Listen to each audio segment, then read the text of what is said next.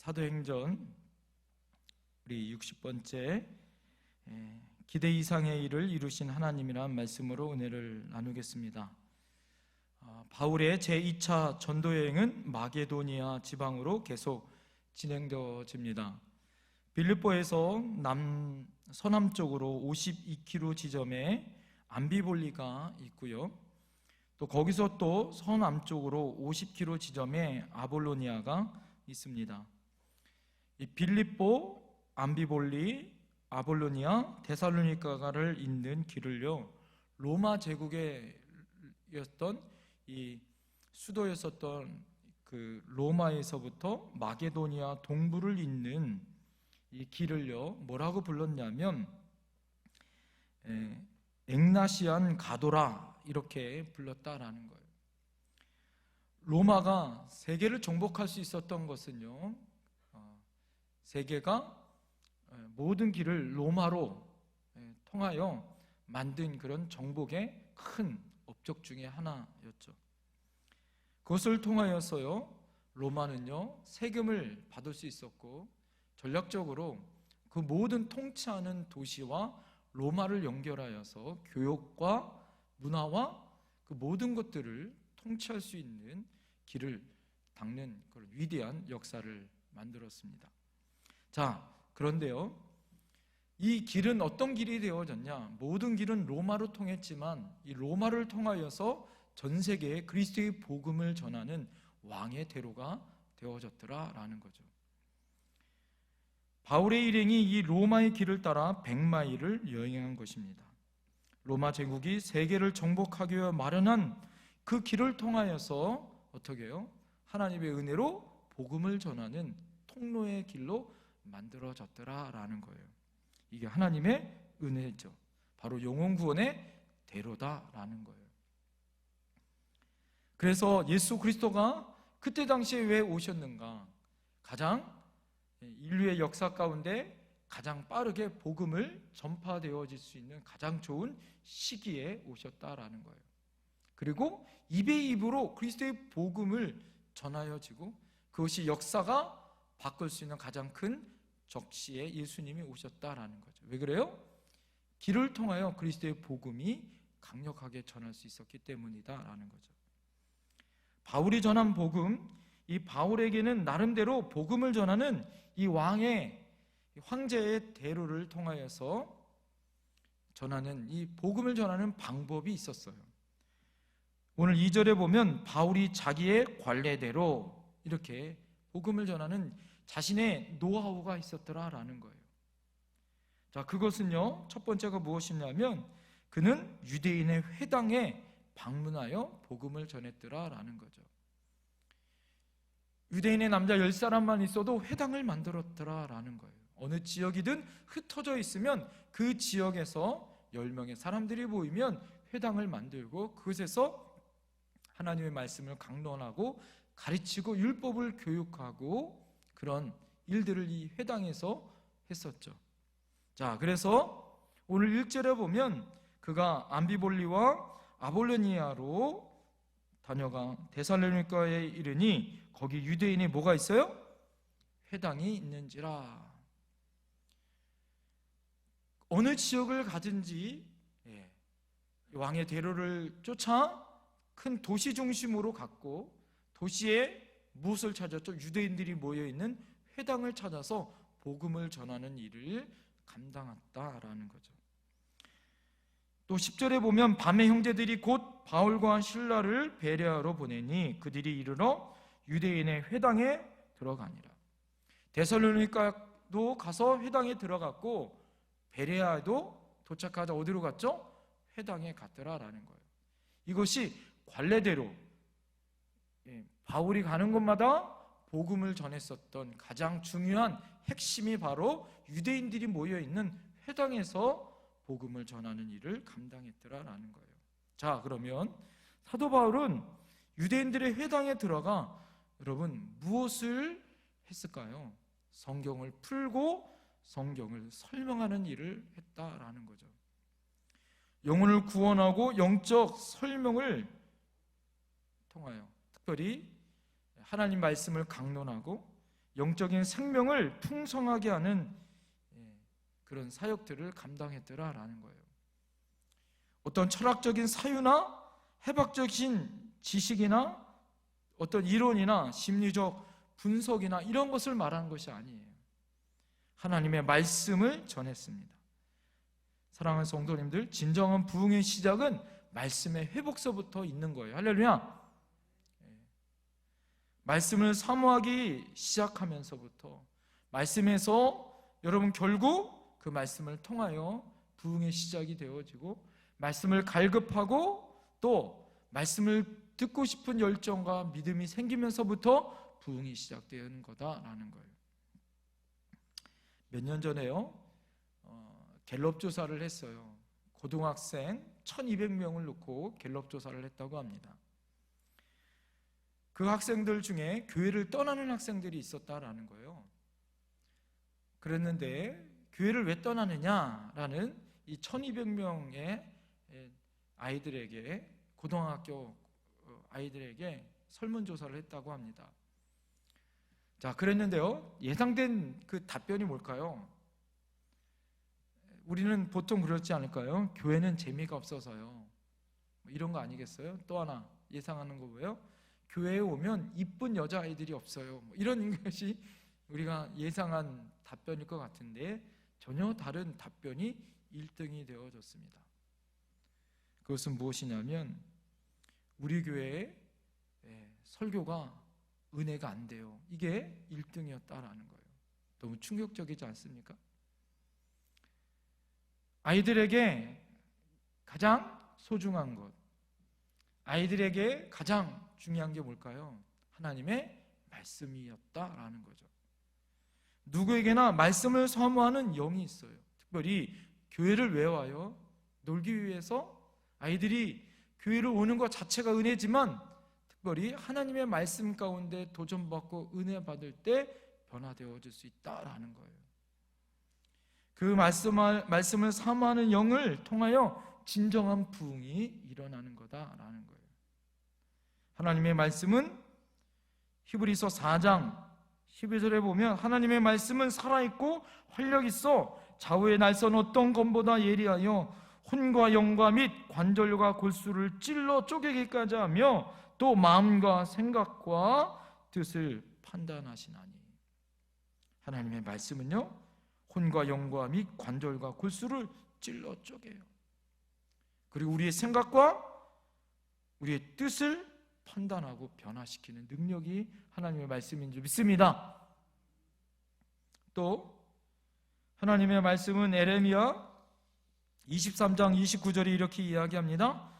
여호와의 말씀이니라 내 말이 불과 같지 아니하냐, 바위를 쳐서 부서뜨리는 방망이 같지 아니하냐.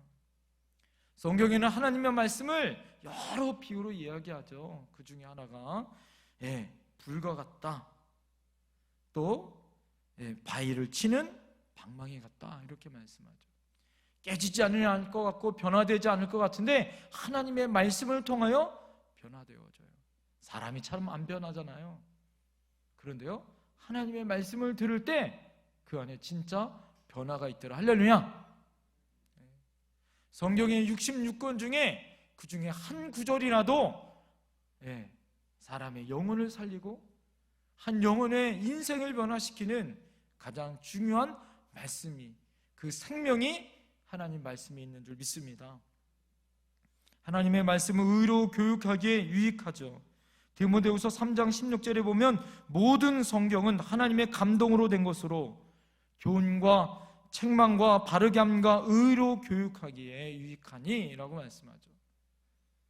사랑하는 성도님들, 하나님의 말씀을요, 우리가 1.1의 길에도 가감없이 고지곧대로 믿는 그 믿음이 있어야 할 줄 믿습니다. 털을 뽑지 말고 통째로 믿는 그 믿음이 여러분 우리에게 있어야 된다라는 거죠. 하나님의 말씀을 우리가 정말 순수한 그 믿음대로 우리가 믿을 때 그 순간부터 어떻게 해요?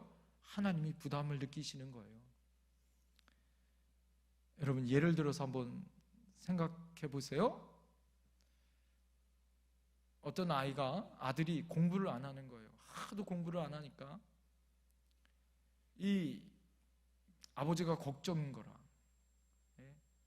이 아들이요, 대학생이 돼서 이제 정말 인생의 중요한 취직도 해야 되고 자기 인생에 정말 중요한 그런 머리가 커서 이제 정말 중요한 시기인데 매일 놀러만 다니는 거예요. 그러니까 아버지가요, 아들한테 불러서 하루는 이렇게 이야기합니다. 야, 너 이제 그만 공부할 때 되지 않았냐? 너가 정말 열심히 공부하면 너가 학점 A+ 맞으면 내가 차 사줄게. 아버지가 그런 얘기한 거예요.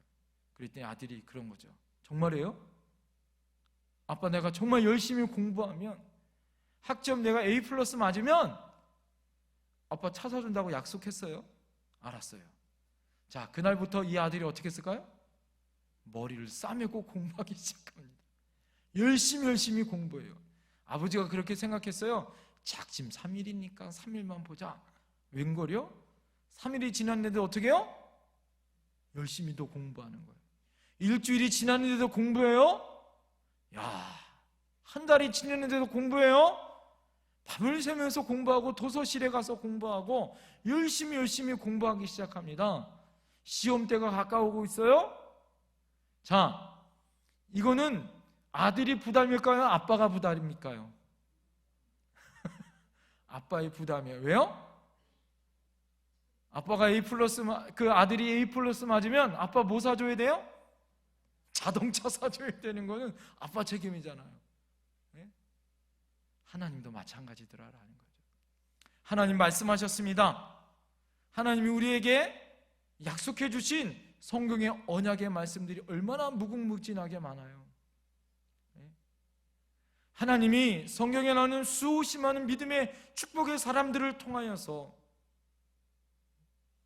하나님이 내 가정과 내 나라와 내 왕위를 세워주겠다고 다윗에게 약속하셨던 그 말씀들, 그 말씀을 내 말씀으로 믿고 있고 그 말씀을 철저하게 믿고 있고 그 말씀을 곧이곧대로 순수하게 믿고 그 말씀대로 살아가는 삶이 산다면 그 말씀을 지키기 위하여 누가 부담일까요? 내가 부담일까요? 하나님 부담일까요? 하나님이 부담일 수 있더라라는 거예요. 그리고 하나님은 반드시 그 약속의 말씀을 여러분 이루어 주실까요? 안 이루어 주실까요?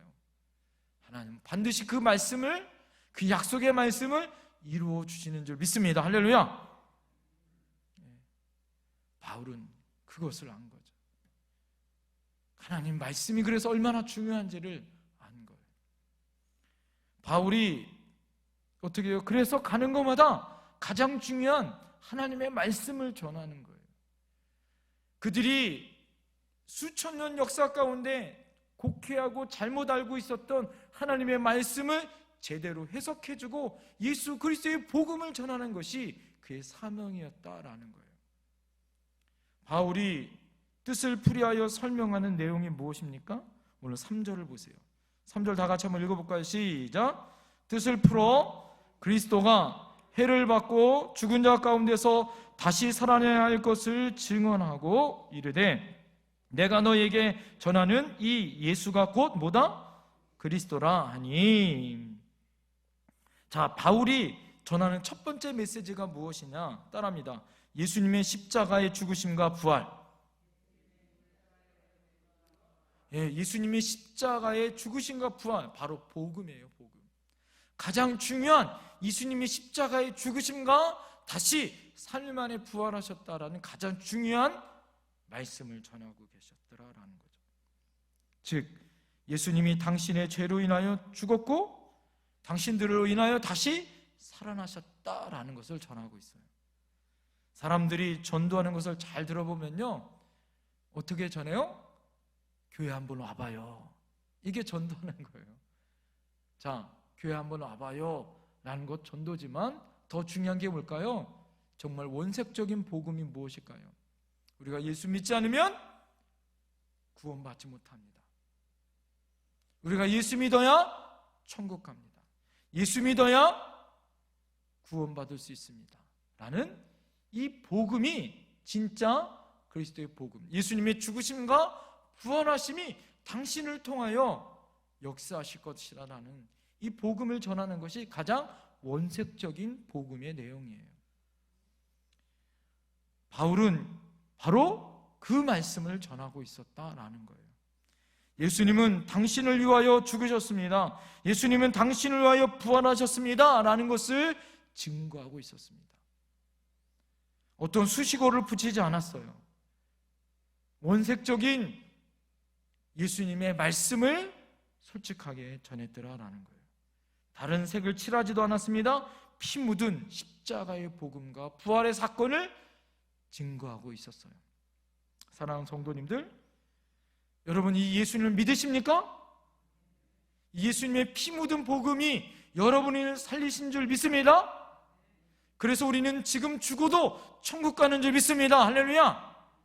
천국 가서 예수님이 너 왜 왔냐고 물어본다면 우리는 무엇이라고 대답할 수 있어요? 예수님 때문에. 할렐루야. 나는 연약하고 부족하지만 예수 그리스도를 믿음으로, 예수 그리스도가 나를 위하여 십자가의 죽으심으로 나는 구원받을 자격이 있어 이곳에 왔습니다라고 담대하게 전할 수 있는 저와 여러분들이 되어야 할 줄 믿습니다. 바울이 전한 이 두 번째 메시지는 따라합니다. 예수는 그리스도이십니다. 예수는 그리스도다라는 것을 전하고 있었어요. 무슨 말입니까? 여러분, 그리스도라는 말은 이 히브리어로 메시아라는 말이에요. 메시아. 여러분, 그리스도라는 말은 이스라엘 백성에게는 세 가지의 기름 부으심을 받은 자, 그리스도란 말이죠. 왕과 선지자와 제사장만이 기름 부음 받은 자. 이 이스라엘 민족은 그리스도란 말은 아무나 쓰는 것이 아니에요. 왜 그랬냐면 그 당시에 그리스도란 말은 바로 메시아를 말하고 있었어요. 그러니까 바울은 당신들이 기다리고 기다리는 바로 메시아가 누구다? 예수님이다 라는 것을 전하고 있었어요. 이미 예수님은 그리스도로 믿고 있는 우리들에게는 당연한 고백이지만 당시 유대인들에게는요, 예수는 그리스도란 말은요 굉장히 혁명적인 이야기예요. 당시 로마 제국에서 황제인 시저를 숭배하고 있었어요. 그 누구도 로마가 지배하고 있었던 것은요, 왜요? 이 신적인 존재인 로마의 황제를 섬겨야 했다고요. 그런데 그 모든 사람들에게 예수님이 하나님의 아들이심을 지금 증거하고 있는 거예요.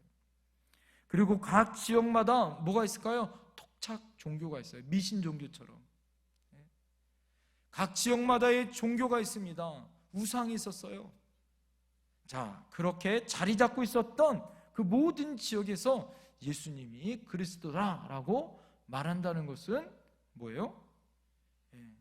굉장히 혁명적인 이야기예요. 그 이야기라면 곧 소동이 벌어지고 날 잡아 주세요라고 말하고 있을 것이고 내가 곧 감옥에 잡힐 것은 불보듯 뻔한 사건이었습니다. 하지만 그는 예수만이 나의 구주이십니다 라고 담대하게 전하고 있었다라는 거예요.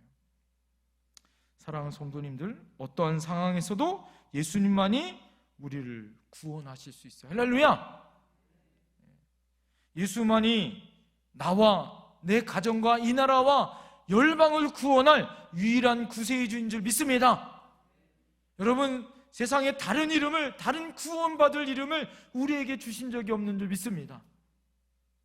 이 코로나 상황과 어려운 상황 가운데서도 이 문제를 해결해 주실 수 있는 유일한 분, 이 고독과 아픔과 이 어려움의 문제를 해결해 줄 수 있는 분은 내년도에 좋은 대통령을 뽑는 것, 그 대통령이 해결해 줄 수 있을까요? 진정한 해결은 예수 그리스도를 통하여 우리 안에 완전한 자유가 있는 줄 믿습니다. 할렐루야! 어떠한 상황이든 그 어떠한 어려움이든 그 문제를 해결해 줄 분은 오로지 생명 대신 예수 그리스도만이시다라는 것을 우리는 알아야 한다라는 거예요. 바로 바울이 전한 복음이 바로 그거예요. 예수만이 우리의 소망입니다. 예수님만이 우리의 구원주이십니다. 그를 믿어야 우리는 구원받을 수 있습니다 라고 전하고 있어요. 바로 이것이 가장 중요한 복음이었습니다. 그래서 예수님이 우리를 위하여 죽으셨고 부활하셨고, 그래서 그분이 우리의 그리스도, 우리의 메시아입니다 라고 그가 전하고 있습니다. 이게 가장 중요한 복음의 핵심 아니겠어요? 이것보다 더 완벽한 복음 전도가 어디 있습니까? 사랑하는 성도님들, 그럴 때 어떤 반응이 일어나는지를 보세요. 두 가지의 반응이 일어나요. 여러분, 굉장히 중요합니다. 복음의 역사가 일어나는 것, 부흥의 역사가 일어나는 것마다 두 가지의 반응은 꼭 있더라라는 거예요. 오늘 복음은요, 생명의 씨앗입니다. 절대로 빈 껍질로 되돌아오지 않아요. 복음 전도자에게는요, 뜻밖의 하나님의 위로와 격려를 줍니다. 말씀을 전할 때 회중으로부터 아무런 반응이 없더라도 하나님께서는요, 놀라운 하나님의 반응을 통하여 역사하죠. 하나님께서 우리에게 주시는 놀라운 역사는요, 오늘 어떠한 반응을 보이든지 생명의 씨앗이 있는 그 생명에게는 아름다운 역사가 나타날 줄 믿습니다. 여러분, 오늘 말씀을 의지하면 그 순간에는 생명의 씨앗의 복음이 우리 영혼 속에서 역사하시는 줄 믿습니다. 두 가지 반응은 따라합니다. 거부하든지 수용하든지, 이거예요. 거부하여 튕겨나오든지, 하나는 옥토로 수용하든지. 어느 목사님이요, 다른 교회에 부흥에 초청돼서 설교를 하신 거예요. 부흥에 설교를 하신 거예요. 근데 여러분, 설교자가 설교를 할 때는 이 회중들의 반응과 말씀이 어떻게 전하여지는가, 이 하나님이 주시는 사인이 있고 느낌이 있어요. 그날따라 목사님이 설교를 하는데 설교가 잘 안 되는 거예요. 입이 바싹바싹 마르고, 또 말씀이 벽에 치는 공기처럼 벽을 쳐서 그냥 대굴대굴 굴러서 다시 오는 것처럼 그렇게 회중들의 마음에 튕겨나오는 것을 느끼시는 거예요. 그런데 이 목사님이 설교를 마치고 본인도 너무 설교를 못한 것, 또 은혜를 못 끼친다는 그런 사실 때문에 이 목사님이 이렇게 이야기를 한 것입니다. 비록 나는 설교를 못하는 목사로 여러분들에게 인정을 받거나 또 그렇게 손해볼 수 있을지 모르지만 하나님은 절대 손해보지 않습니다. 비록 나는 설교를 잘 못하여 창피를 당할지언정 하나님은 절대 창피를 당하지 않습니다. 이 말씀을 한 거예요. 그런데요, 그 말씀이 모든 회중을 깨트리는 그런 진짜 은혜의 말씀이 되었더라라는 거예요. 제가 이 말씀을 들으면서 오늘 단을 쓸 용기가 생겼습니다. 할렐루야. 사랑하는 성도님들, 하나님은요, 절대 손해보지 않습니다. 할렐루야. 하나님의 말씀은 절대 손해보지 않아요. 그 안에 생명이 있는 줄 믿습니다. 우리를 살리는 줄 믿습니다. 여러분, 설교를 잘 못하고 안 할지언정, 잘 못할지언정 은혜 보지 않는다고 여러분 그 설교가 잘 은혜를 못 끼쳤다고 해도 하나님은 절대 손해보지 않으세요. 왜 그러냐면 하나님은 완벽하신 분이기 때문에 그렇습니다. 어느 누군가에게 은혜를 베푸실 것을 여러분 분명히 깨닫게 해주시더라라는 거죠. 오늘 여러분 본문을 잘 보십시오. 수용하거나 거부하는 반응을 잘 보세요. 어떤 일이 벌어지는가. 자, 첫 번째, 거부하는 반응입니다. 극렬히 반대하고 소동하는 사람들이 그 말씀을 반대하고 거부하는, 소동을 일으키는 사람들이 오늘 본문에 나오죠. 오늘 여러분 5절을 보세요.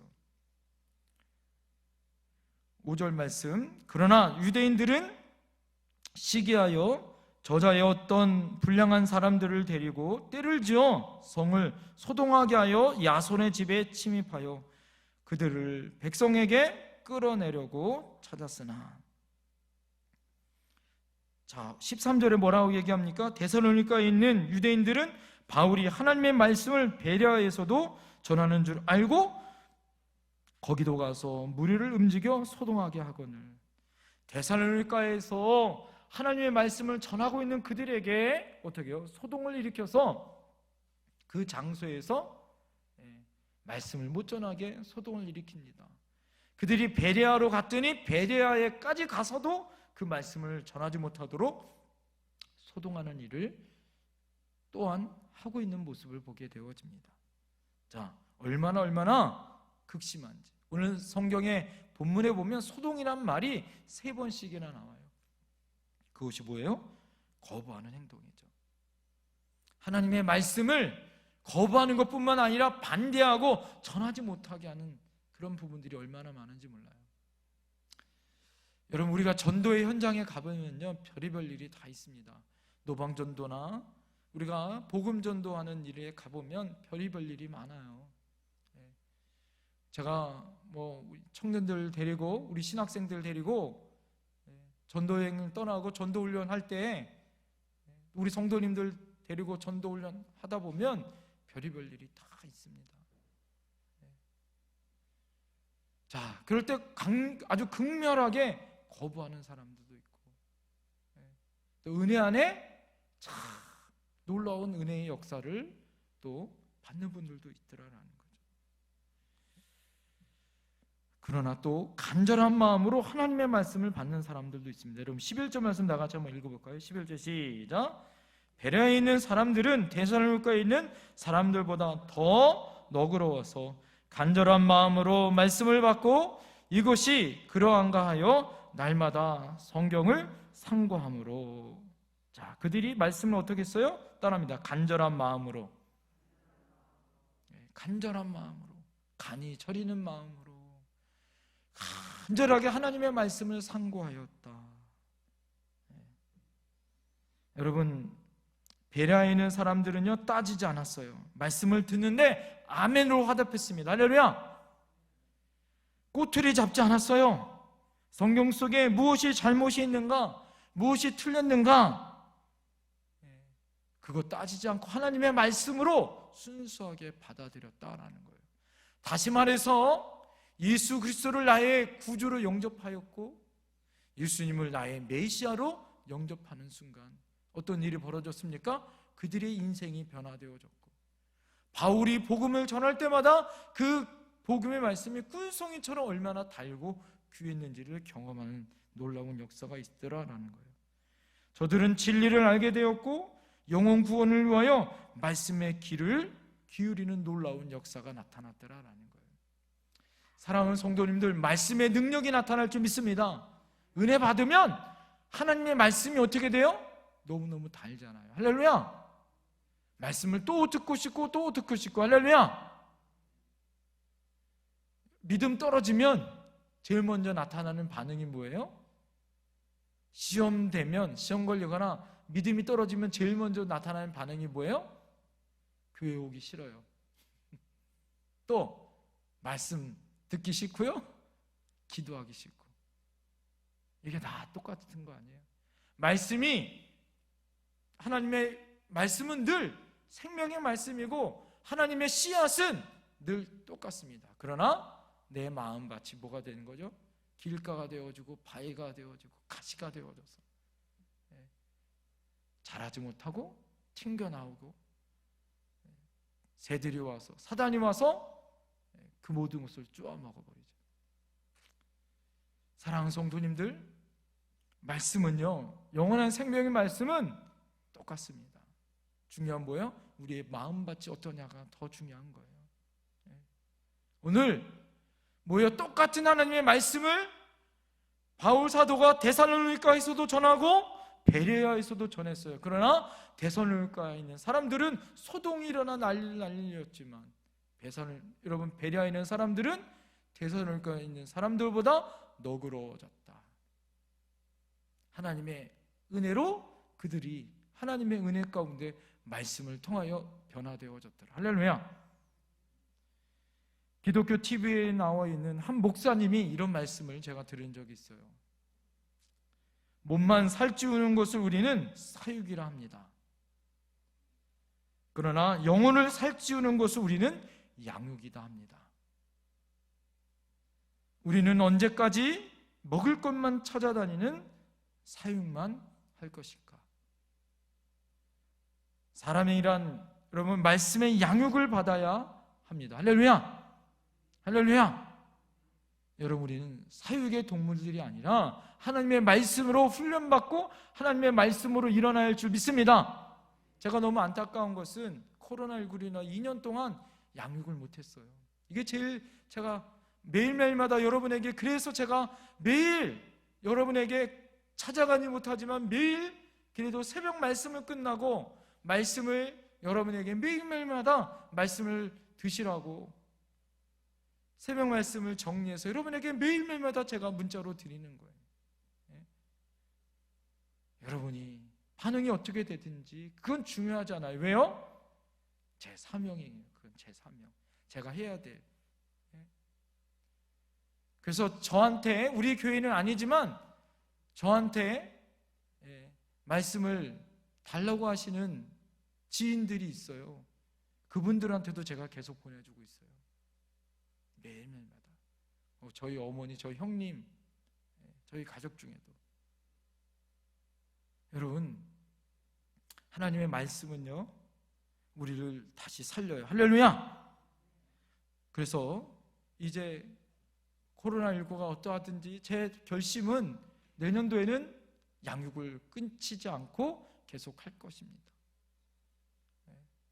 하나님의 사명을 감당해야겠다라는 하나님의 결심이 세워졌어요. 여러분 마태복음 4장 4절에 사람이 떡으로만 살 것이 아니요 하나님의 입으로부터 나오는 모든 뭐로? 말씀으로 살 것이니라. 할렐루야. 우리가 하나님의 말씀으로 다시 살아나야 할 줄 믿습니다. 바울 사도가 하나님의 말씀을 전할 때 다시 그 영들이 살아날 줄 믿습니다. 그들이 어떻게 했어요? 어떻게 살아났습니까? 오늘 11절에 보니까 여러분 간절히 말씀을 받고 이것이 그러한가 하여 어떻게 했어요? 날마다 뭐 어떻게 했습니까? 성경을 어떻게 했어요? 상고함으로. 날마다 성경을 상고함으로. 날마다 성경을 진지하게 나의 말씀으로 살피고 믿고 적응하였다라는 거예요. 그들이 바울 사도에게 말씀을 들었을 뿐만 아니라 하나님의 말씀을 날마다 어떻게 해요? quiet time, 큐티 말씀을 적용하고 그 말씀대로 살려고 노력했다라는 거예요. 그럴 때 베레아는 하나님의 놀라운 하나님의 사람들로 변화되어지는 그건 하나님의 역사가 나타나는 줄 믿습니다. 하나님은 꼭 성경을 통하여 만나주세요. 할렐루야. 절대로 외면하지 않습니다. 하나님은 그런 분이세요. 유명한 장군이며 문학적인 천재였었던 루 웰리스라는 사람이 있었습니다. 이 웰리스라는 사람이요, 사람들이 기독교 신화에 빠져 있다라고 이 사람이 생각했어요. 내가 이 신화에 빠져 있는 기독교인들을 내가 그 환상에서 깨트리겠다라고 마음을 먹었어요. 이 사람이 유명한 장군이자 문학 작가였기 때문에 2년 동안이나 기독교의 허구를 연구하기 위해서 세계의 유명한 도서관과 자료를 찾아다니면서 신학 공부를 하기 시작했고요, 성경을 연구하기 시작했습니다. 그리고 하나님과 예수 그리스도의 복음이 얼마나 허무인지에 대해서 그가 연구했어요. 2년 동안이나요. 그리고 책을 쓰기 시작했습니다.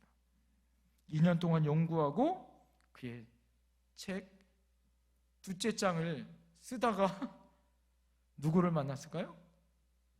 예수 그리스도를 만났어요. 그리고 그가 고백합니다. 주님은 나의 주님이십니다. 나의 하나님이십니다. 그가 예수님을 만난 거예요. 자신이 얼마나 무능했었고 얼마나 바보 같은 짓을 했는지를 말씀을 통하여 그가 연구하고 또 연구하다 보니까 그가 말씀 가운데 살아계신 예수님을 그가 경험한 거예요. 예수 그리스도가 하나님의 아들이심과 그는 더 이상 자신을 위하여 구원하신, 십자가에서 죽으시고 부활하신 예수님을 부인할 수 없는 사람이 되어졌어요. 그리고 자신이 얼마나 부족했었는지, 자신이 경험했었던 그 은혜를 증거하는 일을 감당했습니다. 그 후에 웰리스는 지금까지 썼었던 모든 자료들을 예수님의 생애를 관하여 가장 위대한 소설 하나를 써요. 그것이 바로 무엇이냐면 여러분 우리가 잘 알고 있는 배너예요. 배너. 바로 이 웰리스라는 사람이 우리가 여러분 영화에서 봤었던 이 배너의 작가가 되어집니다. 바울은 사람들의 반응하고 상관없었어요. 그가 데살로니가에 있든지 베레아에 있든지 그 모든 사람들이 소동을 하든지 잘 수용하든지 뭐예요? 그가 어떠하든지 간에 그는 하나님의 말씀을 가지고 어떻게 합니까? 다시 그리스도의 복음을 전하는 사람이었어요. 우리가 1차 전도여행 가운데 우리가 잘 알잖아요.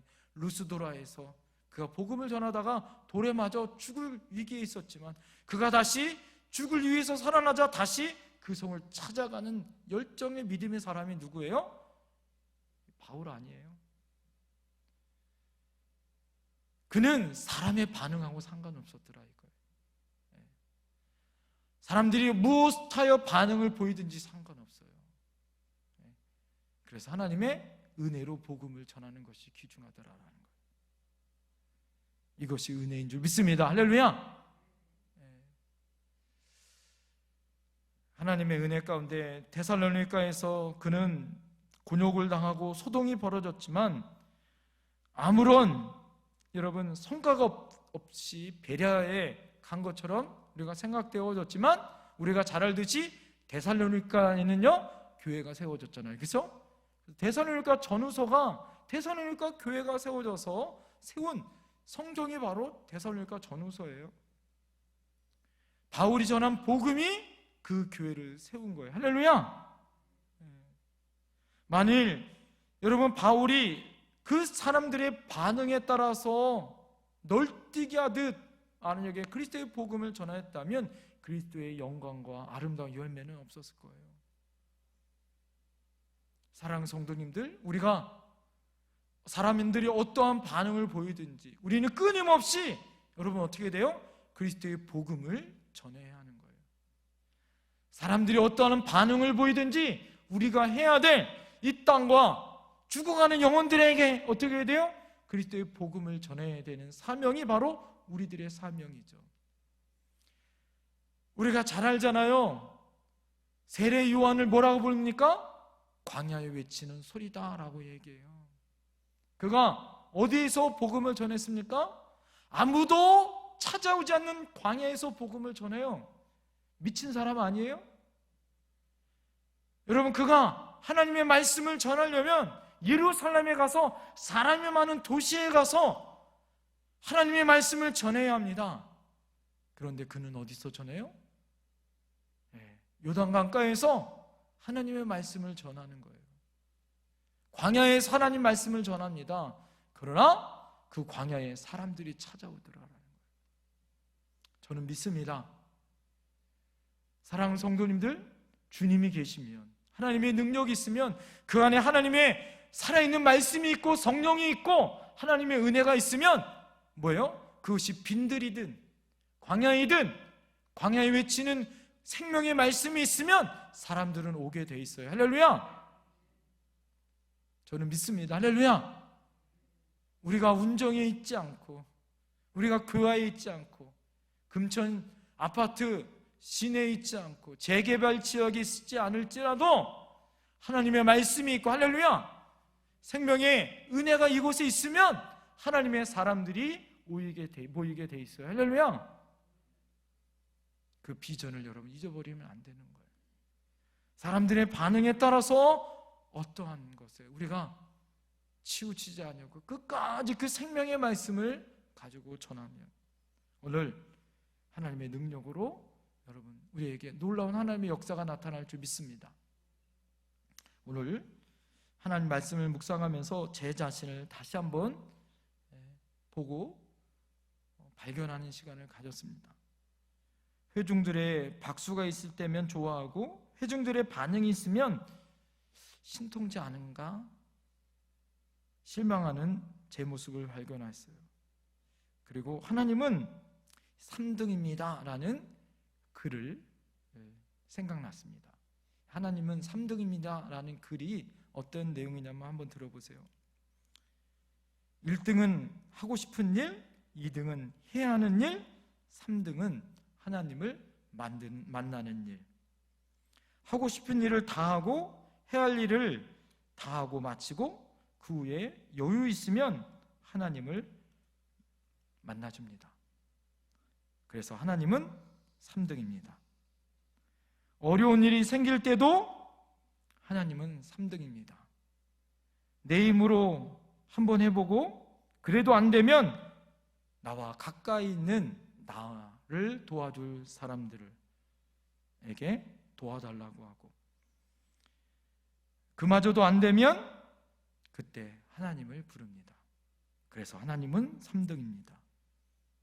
거리에도 3등입니다. 내가 가장 가까이 있는 것은 내 자신, 그 다음에는 내 마음을 알아주는 사람, 그 다음에야 저 멀리 하늘에 계신 하나님이십니다. 그래서 하나님은 3등입니다. 그런데 하나님께서는 나는 1등입니다. 무슨 일이 있어도 내가 부르기만 하면 하나님은 1등으로 나를 도와주십니다. 내가 괴로워할 때면 만사를 제쳐놓고 1등으로 달려오십니다. 아무도 내 곁에 없다고 그런 생각이 들을 때도 나 홀로 내 곁에 오셔서 제일 먼저 나를 위로해 주십니다.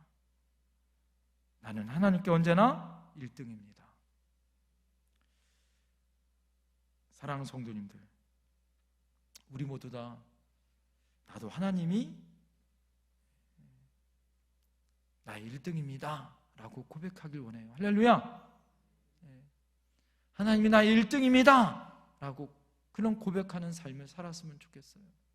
바울이 어떤 환경과 어떠한 상황이 있든지 예수 그리스도로 살았고 예수 그리스도의 복음을 전했던 것처럼 만사를 제쳐놓고 만사를 하나님 앞에 그가 어떠한 반응을 보이든지 상관없이 주님만을 제 우선순위로 찾았고 나를 꼭 잡아주시는 주님 앞에 자신의 인생의 모든 것을 걸었던 것처럼 나도 하나님 당신이 나의 1등입니다 라고 고백했으면 좋겠어요.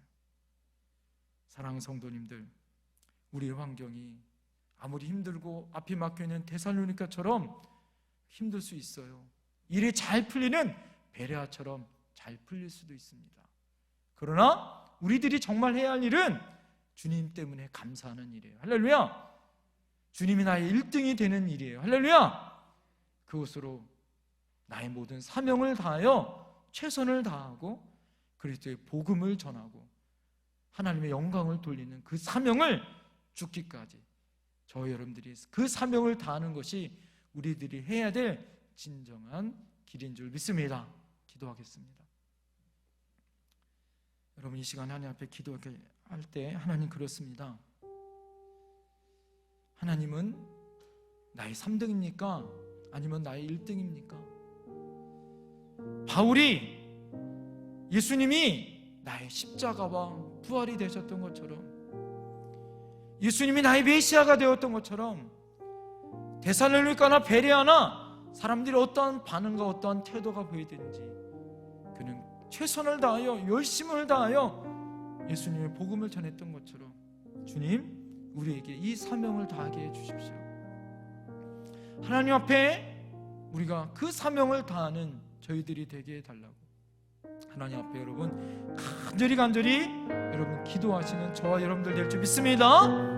이 시간에 우리 주여 한번의 직원 앞에 우리 간절히 여러분 기도하시고 하나님의 은혜 가운데 나가시는 저와 여러분들 될 줄 믿습니다. 이 시간에 우리 주여 한번의 간절히 기도합니다. 주여